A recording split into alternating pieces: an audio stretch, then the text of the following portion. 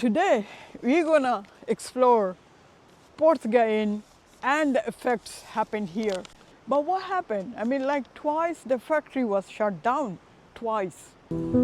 This harbor was built in 1851 to outsource bricks and slate for quarries you see behind me. At its peak, the quarry could produce 6,000 tons of slate per year.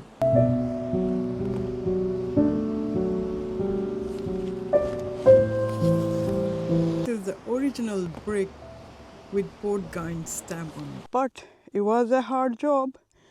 People were doing it. People were working on it. And this tunnel is like 160 yards long. They used to bring the slates out here straight into the harbor. And the factory was closed only on the notice of minutes. I mean, if they haven't preserved this place would have disappeared like 200 years ago. Oh yeah, this is Ellen.